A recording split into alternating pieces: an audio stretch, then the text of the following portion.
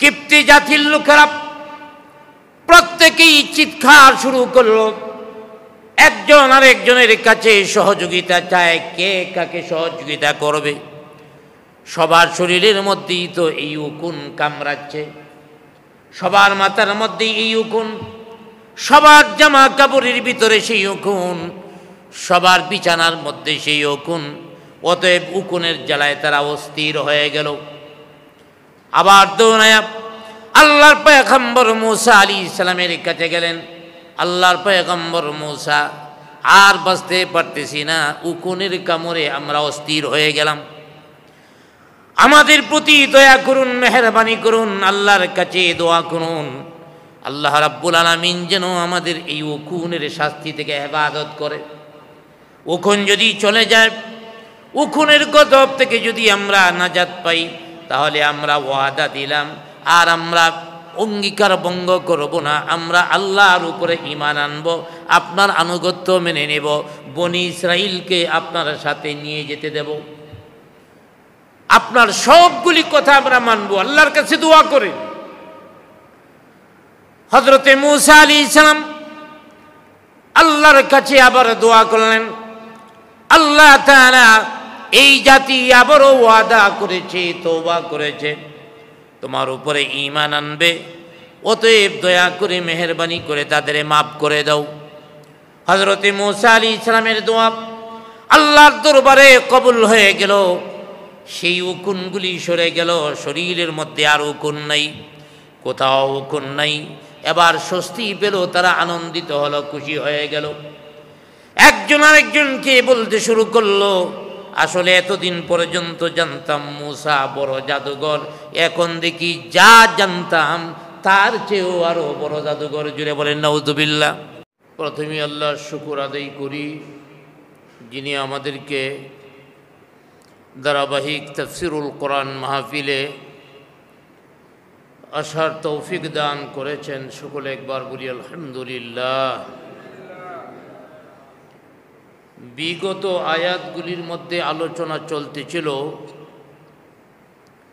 যখন ফেরাউন বলল যে আমরা বনি ইসরাইলের পুরুষ সন্তানদেরকে হত্যা করব, মেয়েদেরকে বাঁচিয়ে রাখব গোলাম হিসাবে, দাসী বাদী হিসাবে, তখন বনি ইসরাইলের লোকেরা হযরতে মূসা আলাইহিস সালামের কাছে এসে বলেছিল, হে মূসা, তুমি দুনিয়াতে আসার আগেও তোমার জন্য আমরা নির্যাতিত নিপীড়িত ছিলাম, আমাদের অনেক সন্তান হত্যা করা হয়েছে। তুমি মাদায়েনে ছিলে, মাদায়েন থেকে আবার মিশরে আসলা, আবার আমাদের উপরে শাস্তি শুরু হয়ে গেল, আবারও আমাদের সন্তানগুলিকে হত্যা করা হবে। তুমি আসার আগেও নির্যাতিত ছিলাম, আসার পরেও আমরা নির্যাতিত, এখন কি করব? হযরতে মূসা আলাইহিস সালাম তখন বলেছিলেন, আসা রব্বুকুম আইয়ুহলিকা আদুওয়াকুম, হয়তো আল্লাহ রাব্বুল আলামিন তোমাদের দুশমনদের ধ্বংস করে দিবেন, ওয়াস্তাখলিফাকুম ফিল আরদ, এবং জমিনের মধ্যে তোমাদের প্রতিনিধিত্ব কায়েম করবেন, তোমাদেরকে দুনিয়ার নেতৃত্ব কর্তৃত্ব দান করবেন। দুইটা কথা বলেছিলেন, তোমাদের দুশমনদের ধ্বংস করে দিবেন, আরেকটা হলো তোমাদেরকে পৃথিবীর নেতৃত্ব কর্তৃত্ব দান করবেন। আজকের তেলাওয়াতকৃত আয়াতের মধ্যে আগের আয়াতে যে বলেছেন তোমাদের শত্রুদের ধ্বংস করে দিবেন, আজকের তেলাওয়াতকৃত আয়াতের মধ্যে ফেরাউন এবং তার জাতির ধ্বংসের সূচনা শুরু হলো। কিভাবে ফেরাউন এবং ফেরাউনের জাতির উপরে আযাব গজব আসা শুরু হলো, আল্লাহ রাব্বুল আলামিন বিষয়টা এভাবে আলোচনা করেছেন। وَلَقَدْ أَخَذْنَا آلَ فِرْعَوْنَ بِالسِّنِينِ وَنَقْصٍ مِّنَ الثَّمَرَاتِ আল্লাহ পাক বলছেন তাদেরকে দুর্ভিক্ষ দ্বারা গ্রাস করা হলো এবং ফল ফলাদির যে বাগান ছিল সেই বাগানগুলি নষ্ট করে দেওয়া হলো। তাইলে তাদের উপরে আল্লাহর পক্ষ থেকে যে গজব শুরু হলো, সর্বপ্রথম হলো দুর্ভিক্ষ। তাদের ফসলি জমিগুলি নষ্ট হয়ে গেল, বাগানগুলির মধ্যে ফল নাই, অতএব তাদের মধ্যে চরম দুর্ভিক্ষ নেমে আসলো। এই দুর্ভিক্ষ যখন নেমে আসলো তারা হতাশ হয়ে গেল, এখন আমরা কি করি? ফেরাউন এবং তার সম্প্রদায়ের উপরে বিভিন্ন বিপদ মুসিবত এসেছে। প্রতিটা বিপদ মুসিবতে যখন দেখতেছে আর সম্ভব নয়, তারপরে তারা মুসা আলাইহিস সালামের কাছে আসতো, ক্ষমা চাইতো, বলতো আমরা ঈমান আনবো, অঙ্গীকার করত, আল্লাহর কাছে দোয়া করেন শাস্তি যেন উঠায় এনে। মুসা আলাইহিস সালাম আল্লাহর দরবারে দোয়া করতেন, শাস্তি চলে যেত, ওরা আবার বেপরোয়া হয়ে যেত, আবার নাফরমানির মধ্যে লেগে যেত, আবার পাপাচারের মধ্যে লেগে যেত। এইভাবে চলতেছিল। এক পর্যায়ে আল্লাহ রাব্বুল আলামিন তাদেরকে আবার একটু সুসময় দান করলেন। অর্থাৎ দুর্ভিক্ষ পরে মুসা আলাইহিস সালাম যখন দোয়া করলেন তখন তাদের জন্য একটু সুদিন আসলো এবং তাদের অবস্থা ভালো হয়ে গেল। আবারও তারা বেপরোয়া হয়ে গেল এবং তারা বলতে আরম্ভ করলো, কই, এই তো আমাদের ফলের বাগান ঠিক হয়ে গেছে, জমিনে ফসল আসছে, এমনকি ফসল আরও বেশি হয়েছে, তাইলে বোঝা গেল এটা আমাদের পাওনা ছিল। মাঝে মাঝে যে আমাদের বিপদ আসে এটা মুসার কারণে আসে। নাউজুবিল্লাহ বলে।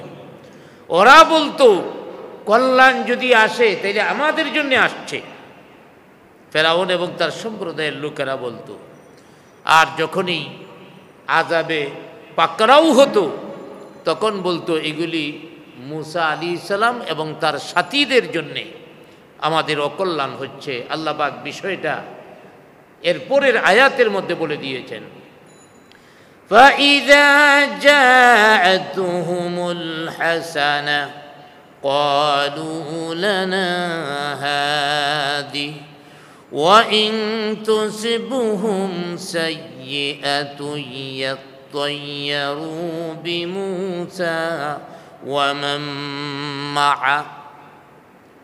যখনই তাদের কাছে কোনো কল্যাণ আসত, যখনই তাদের কল্যাণ সাধিত হতো, তাদের বাগান ঠিক হয়ে যেত, জমিন ঠিক হয়ে যেত, তাদের কল্যাণময় সময় আসতো, ক্বালু লানা হাদি, তারা বলতো এটা আমাদের জন্যই হয়েছে। ওয়া ইন তুসিবহুম সাইয়্যা, আর যখন তাদেরকে অকল্যাণ গ্রাস করত, ইয়াতাইয়ারু বিমূসা ওয়া মান মা'a, তখন বলতো এইগুলি মুসা এবং তার সাথীদের জন্য হয়েছে, এগুলি মুসা এবং তার সাথীদের জন্যই হয়েছে। অথচ আল্লাহ পাক বলে দিয়েছেন মুসার জন্য অকল্যাণ হয়েছে। আলা ইন্নামা তাইরুহুম ইনদাল্লাহ, আরে সমস্ত অকল্যাণ তো আল্লাহর কাছে রয়েছে। কল্যাণ অকল্যাণ কার কাছে? আল্লাহর কাছে রয়েছে। কিন্তু ওরা এই নাফরমানগুলো এগুলি বুঝার চেষ্টা করতো না। এই জন্য আল্লাহ পাক বলে দিয়েছেন ওয়ালাকিন্না আকসারাহুম লা ইয়ালামুন, কিন্তু অধিকাংশ মানুষই এগুলি বুঝে না। বরং ফেরাউন এবং তার সম্প্রদায়ের লোকেরা আরও ক্ষিপ্ত হয়ে গেল। মুসা আলাইহিস সালামের প্রতি, বনি ইসরাঈলের প্রতি আরও ক্ষিপ্ত হয়ে গেল এবং ক্ষিপ্ত হয়ে তারা বলতে আরম্ভ করল, ওয়াকালু মাহমা তা'তিনা বিহি মিন আয়াতিন লিতাসহারানা বিহা। ফেরাউন এবং তার বাহিনীর লোকেরা বলতে শুরু করল, মাহমা তা'তিনা বিহি মিন আয়া, কখনো তোমার প্রতি আমরা ঈমান আনব না, আমাদের পূর্বের ধর্ম ছাড়ব না। তোমার ওই সমস্ত নিদর্শনাবলী দেখাবার কারণে, মুজেজা দেখাবার কারণে, লিতাসহারানা বিহা, যা জাদু, অর্থাৎ তিনি যা নিদর্শন দেখাইতেছে, দেখায় আমাদের জাদু করতেছে, এগুলি আমরা বিশ্বাস করব না। ফামা নাহনু লাকা বিমুমিনিন, আমরা কখনো ঈমান আনব না। মুসা আলাইহিস সালামের উপরে আমরা কখনো ঈমান আনব না। তারা পরিষ্কার জানায় দিল যে আমরা আর ঈমান আনব না। হযরতে মুসা আলাইহিস সালাম তাদের থেকে নিরাশ হয়ে গেলেন। ওদেরকে অনেক বুঝাবার পরেও, দুর্ভিক্ষ আসার পরেও তারা বুঝল না, বরং তারা বেপরোয়া হইয়া ফাইনাল জানায় দিলেন, হে মুসা, তুমি যে বিষয়ে দাওয়াত দিচ্ছ ঈমান আনার জন্যে, আমরা ঈমান আনব না। তখন মুসা আলাইহিস সালাম আল্লাহর দরবারে দোয়া করলেন, আল্লাহ, এই অবাধ্য জাতি কোনো মতেই ঈমান আনবে না, অতএব তুমি তাদের উপরে শাস্তি দাও। এখানেই ব্যবধান। আমাদের নবী মুহাম্মদুর রাসূলুল্লাহ সাল্লাল্লাহু আলাইহি ওয়াসাল্লাম কখনো উম্মতের উপরে শাস্তি দেওয়ার জন্যে বদদোয়া করেননি। অন্যান্য নবীগণ অধৈর্য হয়ে এক পর্যায়ে বদদোয়া করেছেন। মুসা আলাইহিস সালামও বদদোয়া করেছেন। فأرسلنا عليهم الطوفان والجراد والقمل والضفادع والدم। আল্লাহ রাব্বুল আলামিনের কাছে হযরতে মুসা আলাইহিস সালাম যখন দোয়া করলেন, বদদোয়া করলেন, আল্লাহ রাব্বুল আলামিন তাদের উপরে আযাব নাজিল করলেন। কি কি আযাব?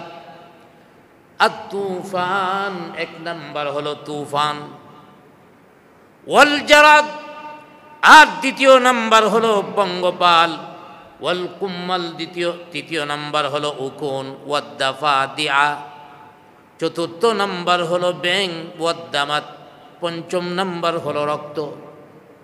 এখানে এই আয়াতের মধ্যে 5টি আযাবের কথা বলা হয়েছে।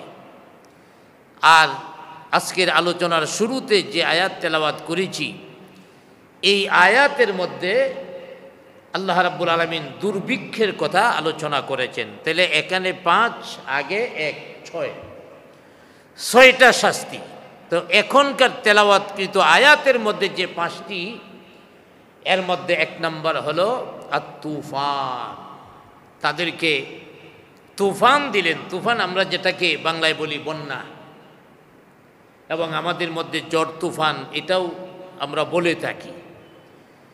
এই তুফান আল্লাহ রাব্বুল আলামিন দিয়েছেন।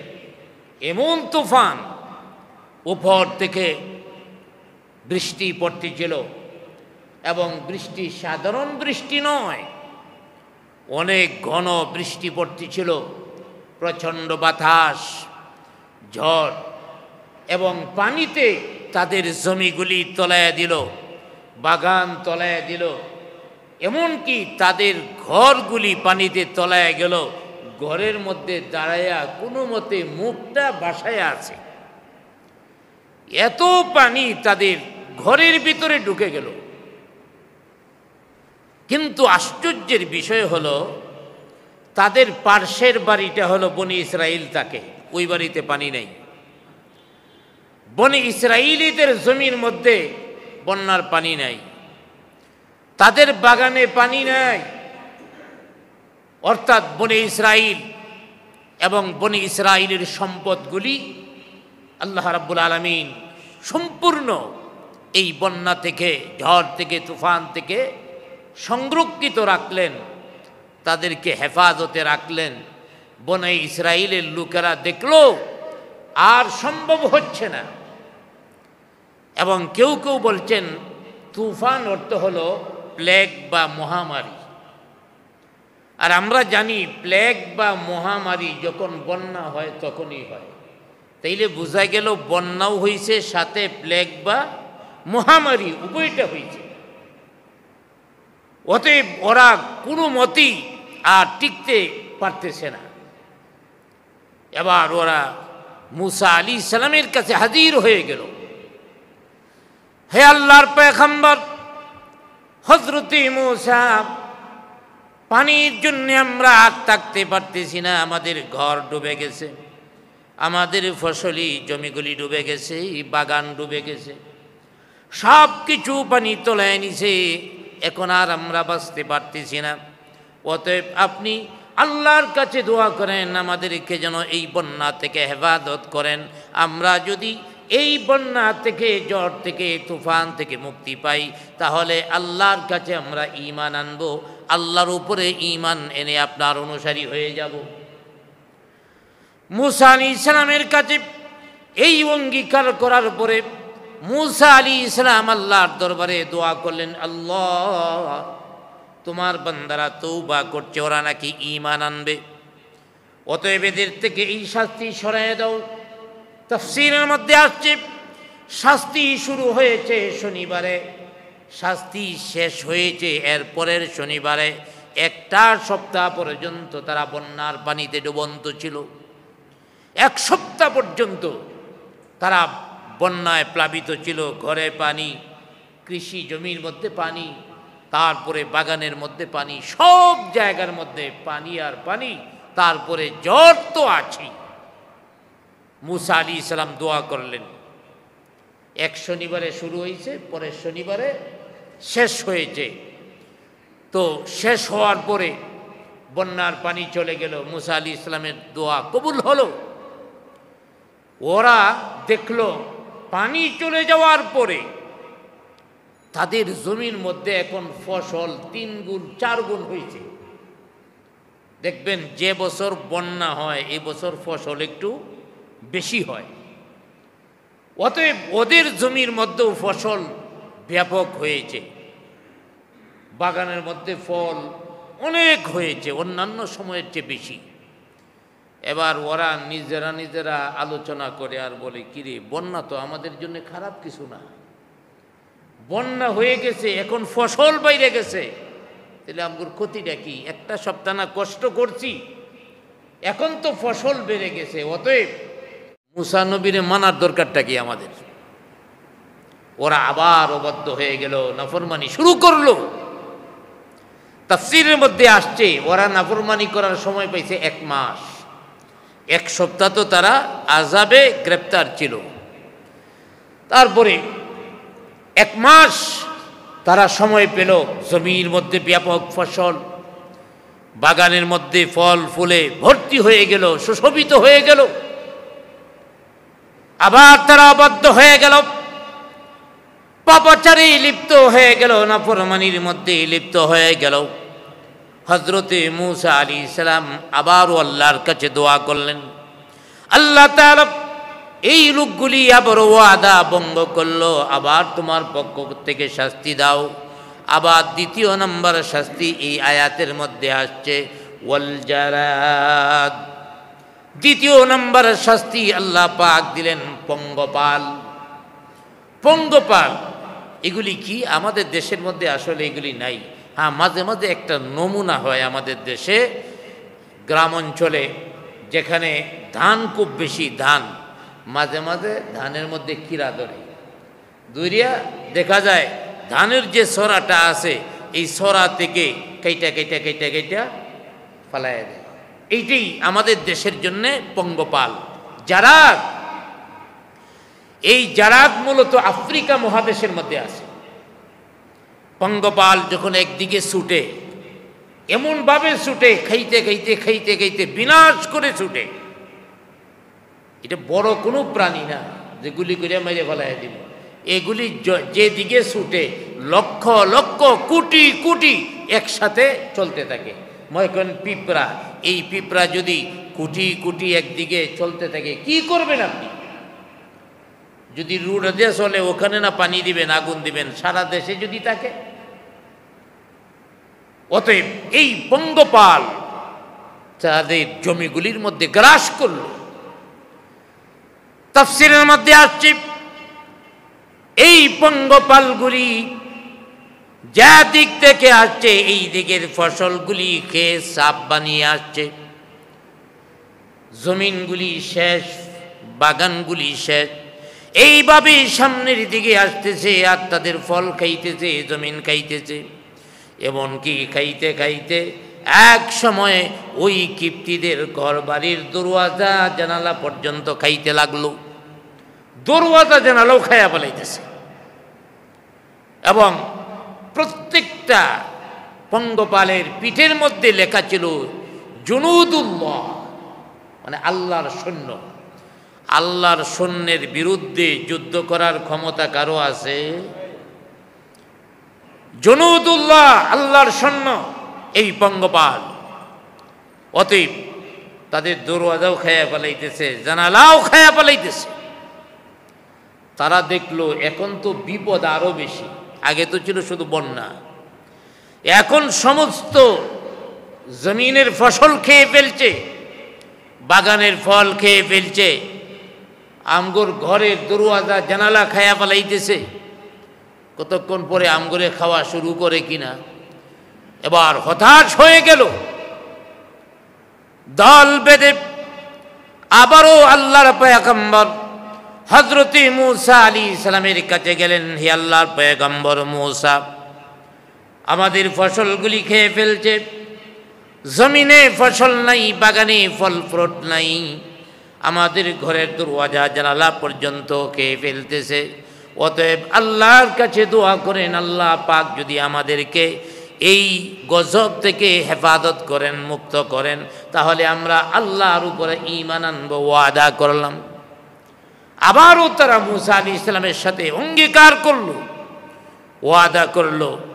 হযরতে মূসা আলাইহিস সালাম আল্লাহর কাছে দোয়া করেন, আল্লাহ তোমার বান্দারা আবারও আমার কাছে আইসা ওয়াদা করতেছে, অতএব ওদেরকে তুমি মাফ করে দাও, ক্ষমা করে দাও, আযাব থেকে মুক্ত করো। তাফসীরের মধ্যে আসছে এক শনিবার থেকে আরেক শনিবার, এক সপ্তাহ পর্যন্ত এই আযাবটাও চলল। হযরতে মূসা আলাইহিস সালাতু ওয়াস সালাম একটা লাঠি নিয়ে বের হলেন।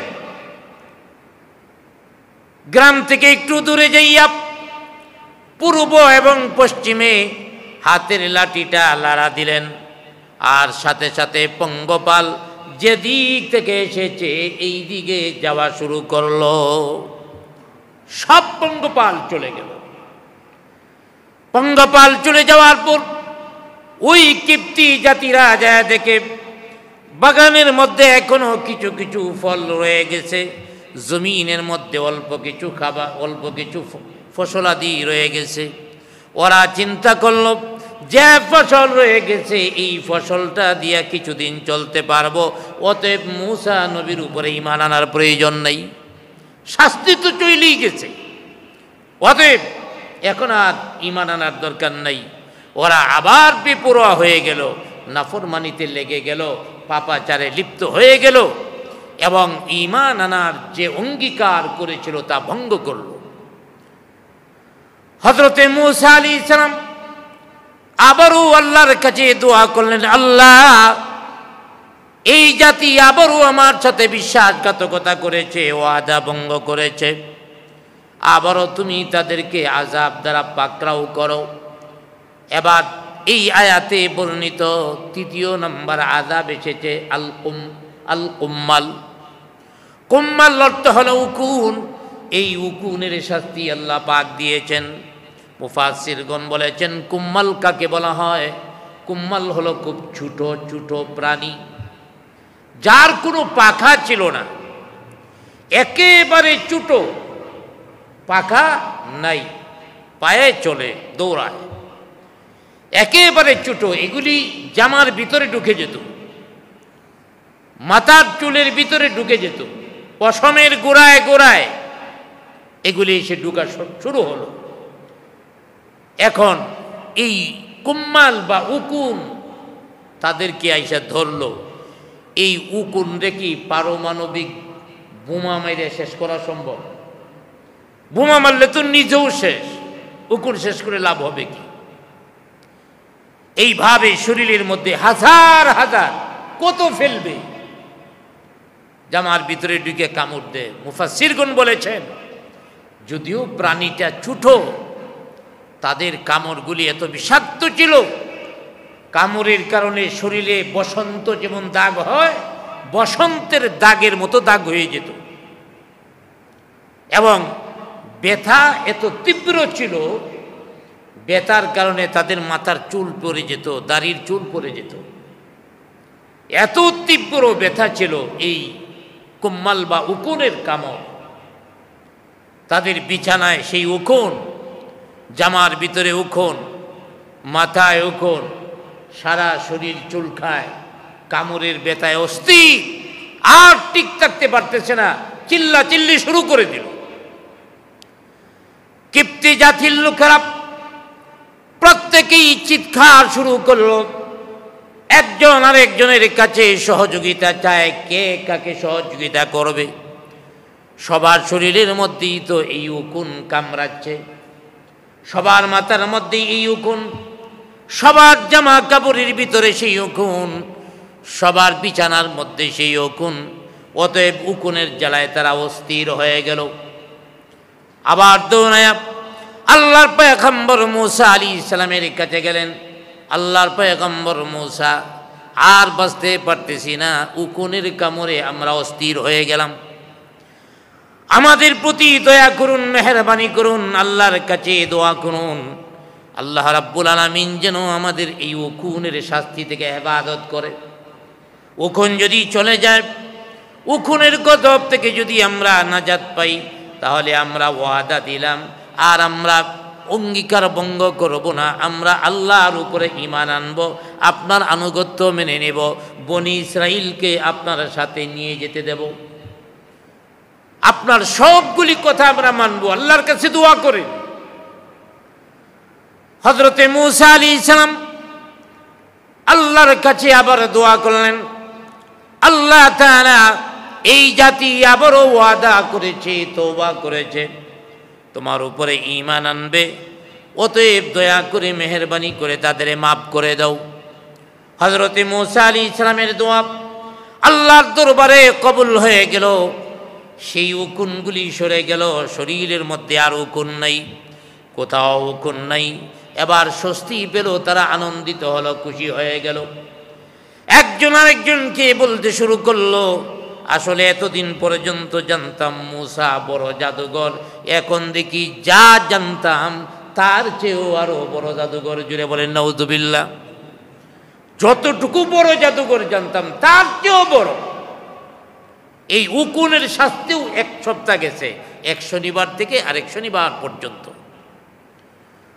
ওরা একজন আরেকজনকে বলতে শুরু করল, এত বড় জাদুঘরের কথা মানা যায় না, তার জাদু চলে গেছে, এখন আর আমরা ঈমান আনার প্রয়োজন নাই, অতএব ঈমান আনবো না, আমরা আমাদের বাপদাদার ধর্মের মধ্যেই থাকবো, পুরাতন ধর্মেই থাকবো, নতুন ধর্ম আমরা গ্রহণ করব না। হযরতে মূসা আলাইহিস সালাম আবারও আল্লাহর দরবারে দোয়া করলেন, আল্লাহ, মুখে খাবার নেওয়ার আগে ব্যাঙ লাফ দিয়া তাদের মুখের ভিতরে। শাস্তিটা ছোট না বড়? জুড়ে বলেন, ছোট না বড়? এত আযাব শুরু হয়েছে, এমনকি গরম পানি করতেছে, গরম পানি, গরম পানির মধ্যেও ব্যাঙ যায় লাফাইয়া পড়ে। গরমের মধ্যে তো ব্যাঙ যায় না, আগুন ধরায়, আগুনের মধ্যে লাফাইয়া পড়ে আগুন নিভাইয়া দেয়, গরম পানির মধ্যে লাফাইয়া পড়ে। তাফসীরের মধ্যে আসছে, আসলে ব্যাঙ ছিল স্থলজ প্রাণী, অর্থাৎ জমিনের মধ্যে বসবাস করবে, পানির মধ্যে যাবে না। এটা ছিল ব্যাঙের থাকার ব্যবস্থা। দেখবেন এক একটা প্রাণী কিন্তু এক এক জায়গায় থাকে। কোনো প্রাণী গর্তের ভিতরে থাকে, কোনো প্রাণী জঙ্গলের ভিতরে থাকে, অর্থাৎ ভূমির মধ্যে থাকে, আবার কোনো কোনো প্রাণী পানির ভিতরে থাকে। ব্যাঙ কখনো পানিতে যাইতে পারতো না, শুকনোতে থাকতো, মাটিতে থাকতো, জমিনে থাকতো। কিন্তু আল্লাহ পাক ওই ফেরাউন বাহিনীরে শাস্তি দিছে, ব্যাঙরে বলছে, ব্যাঙ কাজ শুরু কর, সব জায়গার মধ্যে তোরা আক্রমণ চালাবি। এবার ব্যাঙ সব জায়গার মধ্যে শুধু না, চুলাতে আগুন ধরায়, আগুনের মধ্যেও যায় লাফাইয়া পড়ে, গরম পানিতেও লাফাইয়া পড়ে। ব্যঙ্গের এই কাজটা আল্লাহর কাছে এত ভালো লেগেছে, আল্লাহ পাক এই কাজটাতে এত সন্তুষ্ট হয়েছেন। এবার ব্যাংকে হুকুম দিয়েছেন, এই ব্যাং এতদিন পর্যন্ত তোমরা জমিনের মধ্যে বসবাস করেছো, কষ্ট করেছো, আর কষ্ট নয়, এখন পানির মধ্যে যাইয়াও তোমরা আরামে সাঁতরাইবা বসবাস করবা। ব্যাংকের জন্যে পানিতে বসবাস করার জন্যে আল্লাহ পাক সুযোগ দিয়ে দিয়েছেন। অতএব এই ব্যাঙের শাস্তির কারণে তারা পাগল পারা হয়ে গেছে, খাইতে পারে না, সব জায়গায় ব্যাঙ, হা করলে মুখের ভিতরে ব্যাঙ যায়, ঢুকে যায়। আর এত পরিমাণ ব্যাঙ মাইরা শেষ করা সম্ভব নয়। ব্যাঙের আযাবের কারণে তারা অতিষ্ঠ হয়ে গেল, জীবন অচল হয়ে গেল। হযরত মূসা আলাইহিস সালামের কাছে আবারও গেলেন। আল্লাহর পয়গম্বর মূসা, আল্লাহর কাছে দোয়া করো, এই ব্যাঙের শাস্তির কারণে আর বাঁচতে পারতেছি না। অতএব আল্লাহর কাছে দোয়া করো, আল্লাহ পাক যদি ব্যাঙের শাস্তি থেকে আমাদেরকে রক্ষা করেন, রেহাই দেন, তাহলে আমরা ওয়াদা করছি ঈমান আনবো, আমরা তোমার আনুগত্যশীল হয়ে যাব এবং বনী ইসরাঈলদেরকে তোমাদের সাথে নিয়ে যেতে দেব। মূসা আলাইহিস সালামের কাছে আবারও এসে তারা তওবা করলো, অঙ্গীকার করলো, আমাদেরকে বাঁচান। হযরতে মূসা আলাইহিস সালাম আল্লাহর দরবারে দোয়া করলেন, আল্লাহ তোমার বান্দারা ভুল বুঝেছে, আর ওয়াদা ভঙ্গ করবে না, তওবা করেছে, তুমি তোমার বান্দাদেরকে মাফ করে দাও, ব্যাঙের শাস্তি থেকে মুক্ত করো। তুমি যদি ব্যাঙের শাস্তি থেকে তাদেরকে মুক্ত করো, তারা ঈমান আনবে, তারা আমার আনুগত্য স্বীকার করবে বলেছে। হযরত মূসা আলাইহিস সালামের দোয়া করলেন, আল্লাহ পাক দোয়া কবুল করলেন, ব্যাঙের শাস্তি থেকে তাদের মুক্ত করলেন। এক সপ্তাহ পর, এক শনিবার থেকে আরেক শনিবার পর্যন্ত এই ব্যাঙের শাস্তি তারা ভোগ করলো। ব্যাঙের শাস্তি ভোগ করে যখন ব্যাঙ থেকে মুক্ত হয়ে গেল, তারা খুশি হয়ে গেল, আনন্দিত হয়ে গেল। যেখানেই যায় কোথাও আর ব্যাঙ নাই, আর ব্যাঙের কোনো উপদ্রব নাই। এবার তারা নিজের আলোচনা শুরু করল, মূসা আলাইহিস সালাম জাদুর মাধ্যমে ব্যাঙ আইনা আমাদেরকে এমন শাস্তি দিয়েছে, এই জাদুঘরের কথা মানা যায় না। নাউজুবিল্লাহ বলেন, এই জাদুঘরের কথা মানা যায় না, তার কথা মানব না, অতএব তার কথা আমাদের মানার কোনো প্রয়োজন নাই। আবারও তারা পাপাচারে লিপ্ত হলো, নাফরমানিতে লিপ্ত হয়ে গেল। আল্লাহর পয়গম্বর হযরতে মূসা আলাইহিস সালাতু ওয়াস সালাম আবারও আল্লাহর কাছে দোয়া করলেন, আল্লাহ ওরা আবারও ওয়াদা ভঙ্গ করলো, প্রতিশ্রুতি ভঙ্গ করলো, আবারও তাদের উপরে আযাব দাও। আল্লাহ রাব্বুল আলামিন এই আয়াতে বর্ণিত ৫ম নাম্বার আযাব দিলেন, ওয়াদ্দামা, সেটা হলো রক্ত। আল্লাহ রাব্বুল আলামিন রক্তের আযাব দিলেন। রক্তের আযাব কেমন? নদীতে পানি আনতে যায়, পাত্রে পানি নিয়ে রক্ত হয়ে যায়। খাবারের জন্য পানি, হাত দিয়া নদী থেকে পানি নিয়ে রক্ত হয়ে যায়। তারা যে কোনো জায়গার মধ্যে পানি আনতে যায়, পানি রক্ত হয়ে যায়। বর্তনে রাখে রক্ত হয়ে যায়। অর্থাৎ তাদের জন্যে আল্লাহ পাক সব পানিকে রক্ত বানায়া দিলেন। পানি পান করতে পারতেছে না। এখন এমন শাস্তি শুরু হয়ে গেল, যে শাস্তির কারণে চিল্লাইতেও পারতেছে না। কারণ তৃষ্ণা পাইলে, চিল্লাইলে তৃষ্ণা আরো বাড়ে। এখন চিল্লাইতেও পারতেছে না, তৃষ্ণার কারণে কাতর হয়ে গেল।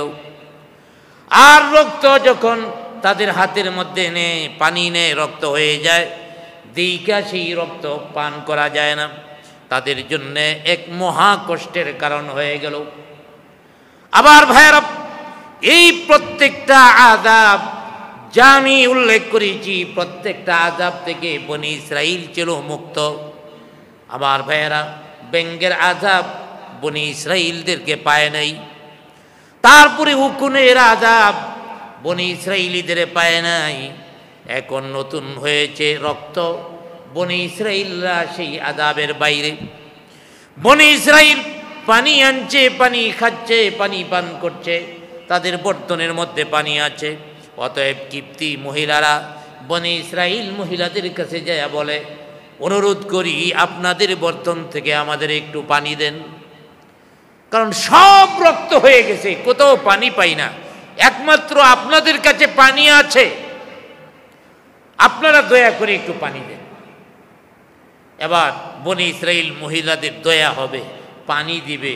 বনি ইসরাইলি মহিলারা বর্তন থেকে তাদের বর্তনের মধ্যে পানি ডালতে থাকবে, তাদের বর্তনে রক্ত হয়ে পানি পড়বে। সুবহানাল্লাহ বলে।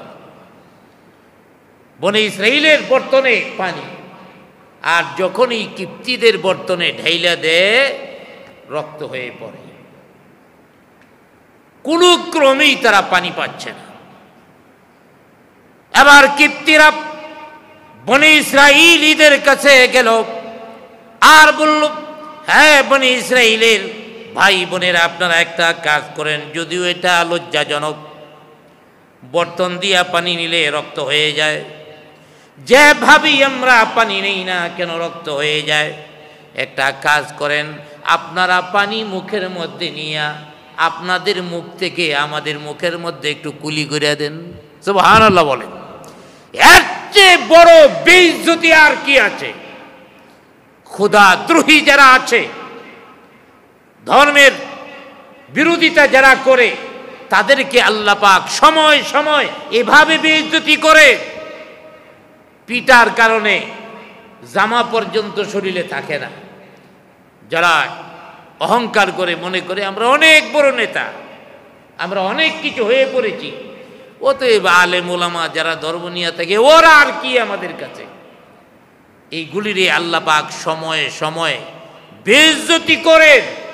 আর এই বেইজ্জতিটা নতুন কিছু নয়, এটা দুনিয়া শুরু থেকে শুরু হয়েছে। ফেরাউনের আমলেও আল্লাহ পাক বেইজ্জতি করেছেন, এভাবে কিয়ামত পর্যন্ত বেইজ্জতির ধারাবাহিকতা চলবে। কিন্তু বেঈমানরা ওই ফেরাউনের বাহিনী যেমন বুঝলো না, বর্তমান সময়ের ফেরাউনের অনুসারীরাও বুঝে না। অতএব এই রক্তের শাস্তির কারণে তারা মরার উপক্রম হয়ে গেল, পানি পান করতে পারতেছে না। ফেরাউন রে যায় বলে, ও ফেরাউন আমাদের নেতা, পানি দেন, আপনি তো বড় রব, এতদিন পর্যন্ত সব দেখছি, ওই উকুনের শাস্তি, পঙ্গপালের শাস্তি, তারপরে ব্যঙ্গের শাস্তি, সব মুসা নবীর কাছেই যাইতে হইল, আপনার কাছে এসে কিছুই পাই নাই। অতএব এখন সর্বশেষ রক্তটারে পানি বানায় দেন। এবার ফেরাউন কয়, কেমনে বানামু, হে তো আমার চেয়ে বড় জাদুঘর, ও তো তোমাদের উপরে জাদু করছে। জাতির লোকেরা বলতে শুরু করল, হ্যাঁ ফেরাউন, জাতি কিভাবে, জাদু কিভাবে হয়, তাদের বাটির মধ্যে যখন পানি থাকে আমাদেরকে দিলে রক্ত হয়ে যায়, আমাদের এখানে আসলে রক্ত হয়ে যাবে কেন? অতএব আপনি যা বলতেছেন সেটা আমরা জাদু দেখতেছি না। জাতির লোকেরা আবার মুসা নবীর কাছে আসলেন, মুসা আলাইহিস সালামকে বললেন, হে আল্লাহর পয়গম্বর, আল্লাহর নবী, আল্লাহর কাছে দোয়া করেন আল্লাহ পাক যেন আমাদেরকে নাজাত দেয়, এই শাস্তি থেকে যেন আল্লাহ পাক আমাদের মুক্ত করেন। যদি মুক্ত করেন তাহলে আমরা ঈমান আনব, বনি ইসরাইলীদেরকে আপনার সাথে দেওয়ার জন্য আমরা রাজি হয়ে যাব। বনি ইসরাইলীদের নিয়ে আপনি যেখানে ইচ্ছা যান, আমরা বাধা প্রদান করব না। হযরতে মুসা আলাইহিস সালাম আবার আল্লাহর কাছে দোয়া করলেন, আল্লাহ পাক তাদের উপর থেকে রক্তের শাস্তি উঠায় নিলেন। আবারও বেপরোয়া হয়ে গেল, আবারও তারা বলতে শুরু করলো, রক্তের শাস্তি চলে গেছে, মুসা নবীর জাদু চলে গেছে, অতএব আর ঈমান আনার প্রয়োজন নাই, আমরা আমাদের আগের বিশ্বাসের উপরই আছি, আগের ধর্মের উপরই আছি।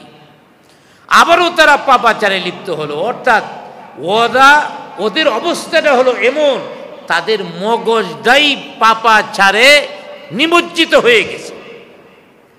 অতএব সর্বশেষ আল্লাহ পাক বলেছেন, ফাস্তাকবারু, ফেরাউনের সম্প্রদায় অহংকার করলো, অহংকার। আর এই অহংকারের কারণে আল্লাহ রাব্বুল আলামিন সর্বশেষ তাদের যে শাস্তি দিলেন একেবারে ধ্বংস নির্মূল, যা আগামী সপ্তাহে আলোচনা করা হবে। ওদের অপরাধের কারণেই ওরা নির্মূল হয়েছে। এর আগে অনেকগুলি শাস্তি দিয়েছেন। শাস্তিগুলি কেন দিয়েছেন? ফেরাউনের জাতির লোকেরা, ফেরাউন তার জাতির লোকেরা এটা থেকে যেন হেদায়েত পায়, এই মুজিজাগুলি থেকে যেন তারা শিক্ষা গ্রহণ করে, এবং মূসা আলাইহিস সালামের জাতি বনী ইসরাইল তারাও যেন এ থেকে উপদেশ গ্রহণ করে, এবং সারা পৃথিবীর মানুষেরা এই ঘটনা পড়বে এবং এ থেকে শিক্ষা গ্রহণ করবে যে ফেরাউন জাতি পাপাচারে লিপ্ত হয়ে শেষ পর্যন্ত বাঁচতে পারেনি, তাদের ধ্বংস অনিবার্য হয়েছে। আর যদিও কিছুদিন দুনিয়ার মধ্যে রয়েছে, কিন্তু আসল তো হলো আখিরাত, তাদের আখিরাত বরবাদ হয়ে গেছে। ফাস্তাকবারু, আল্লাহ পাক বলে দিয়েছেন এই ফেরাউনের জাতির লোকেরা ছিল মূলত অহংকারী, ওয়া কানু কওমান মুজরিমিন, এবং তারা ছিল অপরাধী সম্প্রদায়।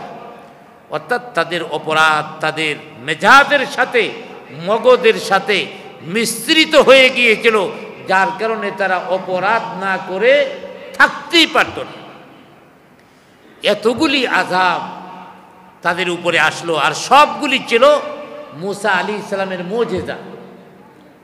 হযরতে মূসা আলাইহিস সালামের মুজিজা ছিল সবগুলি। এই মুজিজাগুলিকে তারা গ্রহণ করেনি, এই মুজিজাগুলিকে বরং তারা প্রত্যাখ্যান করেছে, তারা জাদু বলে উড়িয়ে দিয়েছে। অতএব কিয়ামত পর্যন্ত হক এবং বাতিলের লড়াই চলতে থাকবে। বাতিল হয়তো মাঝে মাঝে শক্তিশালী হবে, কিন্তু মনে রাখবেন বাতিলের পতন অনিবার্য, পতন হবেই। আর দুনিয়াতে যদি কিছুদিন তারা শক্তি অর্জনও করে, এই দুনিয়া তো বড় না, বড় হলো আমাদের কাছে আখিরাত। এই জন্যই আমেরিকা অনেক শক্তিশালী, ইসরায়েল শক্তিশালী, পশ্চিমারা ইউরোপিয়ানরা শক্তিশালী। হতাশ হওয়ার কিছু নাই, বরং ফেরাউনও শক্তিশালী ছিল, হতাশ হওয়ার কি আছে? ফেরাউন রাজত্ব করেছে 426 বছর, প্রায় 650 বছর জীবন পেয়েছে। আমরা তো হতাশ হয়ে যাই, 16-17 বছর গেলেই মনে করি আর মনে হয় মুক্তি নাই। আরে 16-17 বছর তো কিছুই না। ফেরাউনও রাজত্ব করেছে 426 বছর, লম্বা সময়। এই সময়ের ভিতরে সে কখনো ক্ষুধায় কষ্ট পায় নাই, কোনো ব্যথায় কষ্ট পায় নাই, কোনো দিন তার ঠান্ডা লাগে নাই, জ্বর হয় নাই। কোনো ধরনের ব্যথা কাকে বলে, দুঃখ কাকে বলে, কষ্ট কাকে বলে, এই লম্বা ফেরাউনের জীবনীতে ছিল না। যার কারণে মনে করেছিল আমি মনে হয় নিজেই রব হয়ে গেছি। নাউজুবিল্লাহ বলে। সে ছিল নির্বুধ। এই যে তার লম্বা জীবনে তার জ্বর ছিল না, মাথা ব্যথা ছিল না, সর্দি ছিল না, কোনো রোগ ছিল না, দুঃখ কষ্ট ছিল না, অভাব ছিল না। এটা তো তার উপরে আল্লাহর বড় একটা নিয়ামত। এই নিয়ামতটাকে সে নিয়ামত হিসাবে গ্রহণ করতে পারল না, বরং নিয়ামতের নাফরমানি করেছে, নাশুকরিয়া করেছে। আর নাশুকরিয়া করার কারণে আল্লাহ পাক মাঝে মাঝে আযাব দিয়া শিক্ষা গ্রহণ করে কিনা দেখছেন। আল্লাহ পাক আযাব দিয়া সতর্ক করছেন, তাও সতর্ক হয়নি। সর্বশেষ আল্লাহ রাব্বুল আলামিন ধ্বংস করে দিয়েছেন। আগামী সপ্তাহের আলোচনায় আসবে। এই সপ্তাহের শেষ কথা এইটাই, ফাস্তাকবারু, ফেরাউন অহংকারী হয়েছিল। আর অহংকার হলো পতনের মূল। অহংকার যারাই করেছে তাদেরই পতন হয়েছে। এই জন্যে অহংকার করা যাবে না। অহংকার একটা রোগ। অহংকারে মানুষের আমল আগুন যেমন শুকনা লাকড়িকে জ্বালায়া দেয়, তেমনি ভাবে অহংকার মানুষের আগুনকে জ্বালায়া দেয়। অহংকার করলে কোনো আমল আল্লাহ পাক কবুল করেন না, নষ্ট হয়ে যায়। অতএব অহংকার এটা একমাত্র আল্লাহকে মানায়, দুনিয়ার কোনো মানুষকে নয়। যারা অহংকার করে যে আমাদের চেয়ে বড় আর কে আছে, আমাদের দল সবচেয়ে বড় দল, আমাদের শক্তি সবচেয়ে বড় শক্তি, আরে তোমাদের শক্তিরে দুর্বল বানাইতে আল্লাহর কতক্ষণ লাগে, তা তো আমাদের সামনেই আছে। একটা শক্তি এমন স্বীকৃত হয়ে গেছিল, এর উপরে কোনো শক্তিই নাই। আল্লাহ পাক ওই শক্তিকে একেবারে ধূলিসাৎ করে দিয়েছে। ওই দলের নাম লওয়ার মতো লোক রাস্তায় পাওয়া যায় না। অতএব আমরাও যদি এখন মনে করি অনেক বড় শক্তিশালী, আমরা মনে রাখবেন অহংকারীকে আল্লাহ পছন্দ করেন না। আপনাদের এই অহংকার দূর করতে আল্লাহর বেশি সময় লাগবে না। এই জন্যে মনে রাখবেন অহংকার করা যাবে না। অহংকারী হয়ে মানুষকে নির্যাতন করা যাবে না। মানুষকে নির্যাতনের অনেক প্রক্রিয়া আছে যা আমাদের দেশে হয়। যেমন আমাদের দেশে বিগত সরকারের আমলে জামাত বিএনপি বানায়া নিরহ লোককে মামলায় জোলায়া দেওয়া হইতো, মামলা বাণিজ্য হইতো আমাদের দেশের মধ্যে। আপনি আমারে এতগুলি টাকা দেন, টাকা না দিলে আপনার নামে মামলা দেওয়া হবে। এইভাবে মামলা হয়েছে কি হয়েছে না? এক সময় মামলা হয়েছে, এখন মনে হয় না। কি বলেন? এখন হয় না? এখনো সেই মামলা চলছে। এখনো নিরহ মানুষের নামে মামলা দেওয়া হয়। সারা দেশের কথা বলছি, যে তুমি যদি এত টাকা না দাও তোমারে আওয়ামী লীগ বানায়া মামলা দেওয়া হবে। আগে বিএনপি জামাত বানায়া মৌলবাদী বানায়া জেলে ঢুকানো হতো, মামলা দেওয়া হতো। তারা অহংকারী ছিল। আপনারাও যদি নিরহ মানুষদেরকে আপনারা আওয়ামী লীগ বানায়া অমুক দল বানায়া আপনারা জেলের মধ্যে দেন, তাহলে ওদের সাথে আর আপনাদের সাথে ব্যবধানটা কি? ওদের আল্লাহ পাক যেমনি ভাবে ধ্বংস করে দিয়েছেন, আমরা যদি এমন করি আমাদেরও ধ্বংস করবে। অতএব নিরহ মানুষকে কখনোই মামলায় ঢোকানো যাবে না, মনে রাখবেন। এর জন্য আল্লাহর কাছে জবাবদিহি করতে হবে, আল্লাহর কাছে জবাব দিতে হবে। দুনিয়ার মধ্যে হয়তো কিছু ফেসিলিটি, আর্থিক ফেসিলিটি পেতে পারেন, কিন্তু আল্লাহর কাছে এই ফেসিলিটির হিসাব দিতে হবে। আল্লাহ পাক আমাদেরকে এ থেকে হেফাজত করুক, সকলে বলি আমিন। অতএব আল্লাহ পাক এই আয়াতের শেষ অংশে বলে দিয়েছেন, ফেরাউন বাহিনী ঈমান আনলো না, কারণ ওয়াকানু কওমান মুজরিমিন, তারা ছিল অপরাধী সম্প্রদায়, পাপাচারী সম্প্রদায়। তারা পাপাচারে একেবারে নিমজ্জিত হয়েছিল, গুনার মধ্যে নিমজ্জিত হয়েছিল। অতএব আমরা যেন পাপাচার থেকে বের হয়ে অহংকার মুক্তভাবে আমরা আমল করতে পারি এবং নাফরমানি থেকে মুক্ত থাকতে পারি। আল্লাহ তাআলার বিরুদ্ধাচরণ, দ্বীনের বিরুদ্ধাচরণ না করি, তাওহীদ ও রিসালতের শিক্ষার সাথে সর্বদাই আমরা ঐক্যবদ্ধ থাকতে পারি। আল্লাহ পাক তৌফিক দান করুন, সকলে বলি আমিন।